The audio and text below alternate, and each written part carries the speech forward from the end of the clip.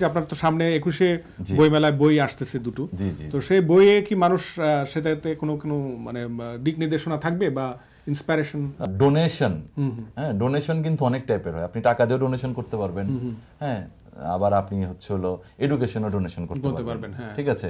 So আমার মনে হয় যে মাছ ধরে খাইয়ে দেওয়ার থেকে মাছ ধরা শিখিয়ে দেওয়াটা হচ্ছে হলো অনেক বড় আসলে উদ্যোগ। আমি সেটা নিয়ে ভাবতে গিয়ে আসলে বইয়ের লেখা। বইয়ের লেখাটা হয়েছে কি, প্রথমে আমি ভেবেছিলাম ওয়ার্কশপ করব, ওয়ার্কশপ করে ট্রেনিং দিব।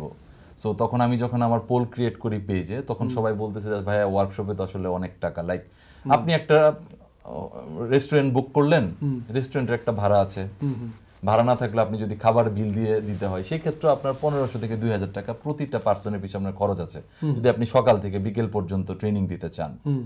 আমি আমার কোনো প্রফিটের কথা ভাবলামই না যে আমি এখান থেকে কোনো টাকাই নিব না।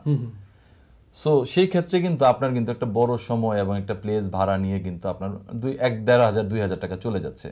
এটা নিয়ে যখন আমি পোল ক্রিয়েট করলাম, 30 মিনিটসের মাঝে দেখা গিয়েছে যে প্রায় 600 লোক বললো যে আমরা 2500 টাকা করে দিতে রাজি আছি, বাট আমি আপনার কাছ থেকে সামনাসামনি শিখতে চাচ্ছি। কারণ দেখেন, আপনি ইউটিউব দেখে শিখছেন, আপনি কিন্তু ওইরকম কন্টেন্ট কনসেন্ট্রেট করতে পারছেন না। হ্যাঁ, একটা সাবজেক্টে অল্প অল্প করে শেখানো হচ্ছে, পুরো বিষয়টা একবারে শেখানো হচ্ছে না, আবার কন্টিনিউটি থাকে না। লাইক আমরা আজকে যে ইন্টারভিউটা করছি, এটা যদি আমি আমার বাসা থেকে বসে দিতাম, আমি কিন্তু অনেকটা পথ পাড়ি দিয়ে আপনার কাছে এসেছি আপনার স্টুডিওতে।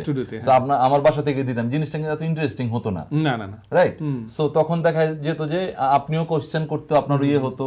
সো মেইন বিষয়টা হচ্ছে যে এই জায়গাটুকু ভেবে আমি চিন্তা করলাম যে আচ্ছা, আগে আমি একটা স্টার্টিং এ বই লিখি, যেই বইয়ে কন্টেন্ট ক্রিয়েটরদেরকে একটা দিক নির্দেশনা দেওয়া থাকবে যে কি কি উপায়ে ভিডিও আপলোড দেওয়া উচিত। যেমন আপনি জিজ্ঞেস করেন যে রাইট ম্যানেজার কি, 60-70% পিপল এখন পর্যন্ত, ক্রিয়েটর এখন পর্যন্ত জানবে না যে রাইট ম্যানেজারটা আসলে কিভাবে পেতে হয় বা রাইট ম্যানেজারটার কাজ কি, ঠিক আছে, মানে ফেসবুকের ক্ষেত্রে, হ্যাঁ।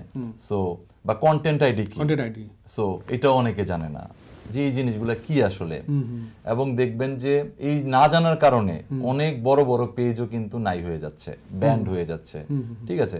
সো আমি চেষ্টা করেছি ওই সব কিছু ওই বইয়ের মাঝে, আমার বইয়ের দাম ধরা হয়েছে 300 টাকা।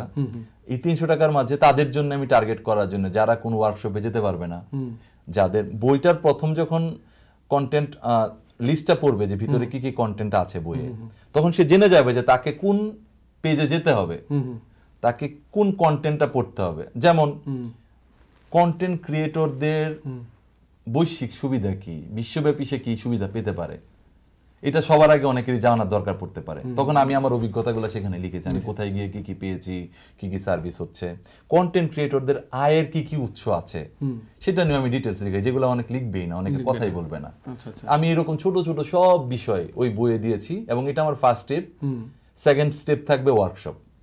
সো যারা অলরেডি বললাম যে ইন্টারেস্টেড, যে ওয়ার্কশপে সামনাসামনি শিখতে যাচ্ছে, সো আমি চাচ্ছি একটা এডুকেটেড কন্টেন্ট ক্রিয়েটর কমিউনিটি তৈরি হোক।